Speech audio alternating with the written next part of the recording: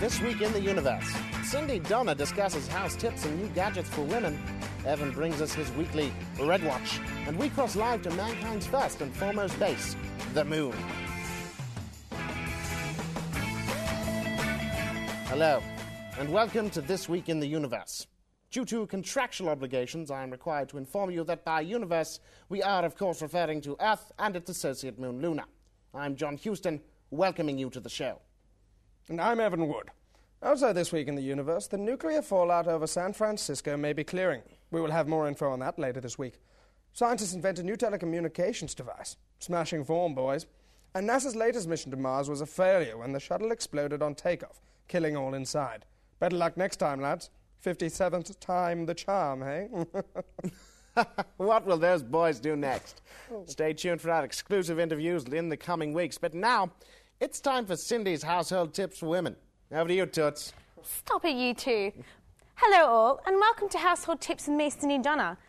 I have a letter from Mary, and she writes, Dear Cindy, I have a 2-year-old son, and lately I found it hard keeping an eye on him and getting my household duties done. He's too energetic, and I just don't have the time to keep safe watch over him. But I don't want to put him in a daycare centre. What should I do? Well, Mary, whilst I have no trouble keeping up with my twin boys and household chores, we can't all be perfect housewives, can we? So I thought of a fun way to keep your son entertained. Take this laundry basket, for example, a place with clothes, or a playpen that will keep him entertained for hours, and trying to get out will exhaust him. So when it's Betty buys for him, it's stiff drink for mummy. And for all of you out there with elder children, have you tried simply playing a game of cowboys? And Mary, while you're at it, have you tried simplifying your chores? Little things like letting the dishes rest in the sink before doing them, doing your nails in the bath, and washing your child's nappies without taking them off. And now I believe it's time for our gadget of the week. Now, our boys have been working hard and have come up with a new oven that can cook a roast up to 5 times faster. While scientists say it's not available yet, they do believe it will be available in the next few months. Whilst the time machine is complete, they're still having trouble changing the cooking light from red to green. Back to you, boys. Welcome back. Now grab your camo khakis and head for the bomb shelter because it's time for Red Watch.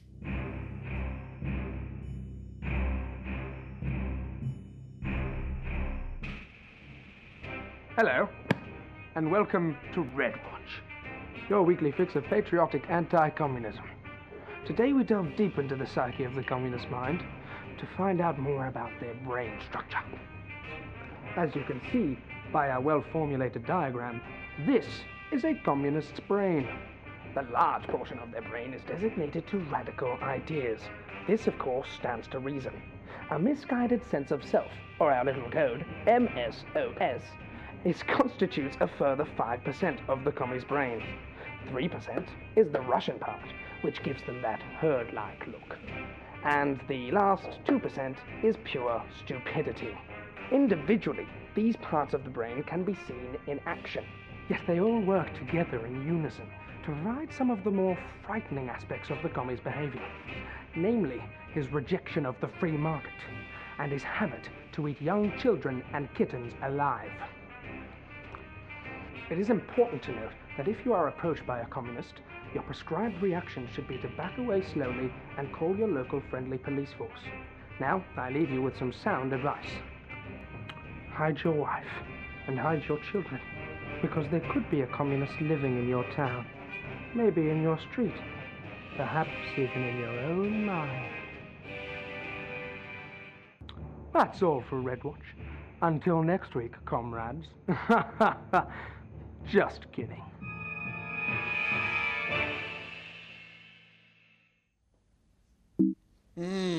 Well, knowledge is power, remember that. Now, I would like to welcome a very special guest to the show. Please make very welcome Zere Gazarian. Pleasure to be with you. Hello, Zere. Now, Zere, I'm told you are a professor in Australian politics. Is this correct? That's right. Australia, of course. Being our country. Being our country, funnily enough. Now, Zere, please, being so well learned in the area of Australia, could you please tell us the relationship between Russia and Australia? Well, it's been tested at times during the 40s and 50s and all throughout the Cold War. We had this fear of Russia. and I see that we still do it sometimes. It's a very interesting relationship, of course, Australia being traditionally based around the policies of Britain and America.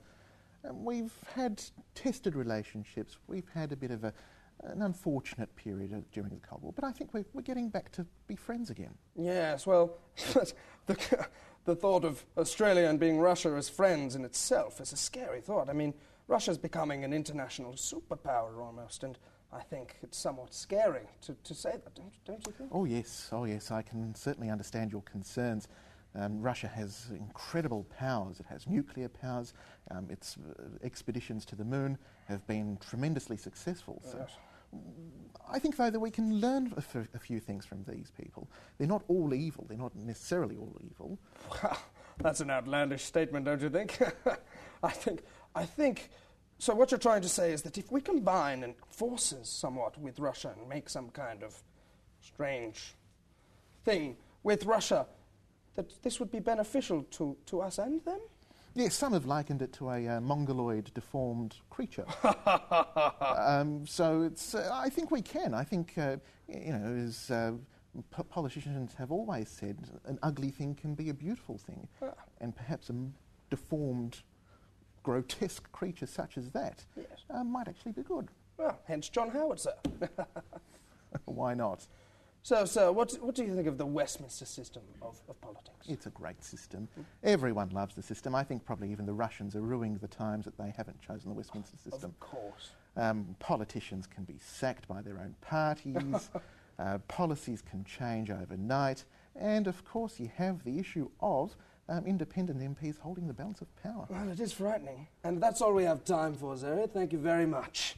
And we will be back shortly after these government-approved commercials.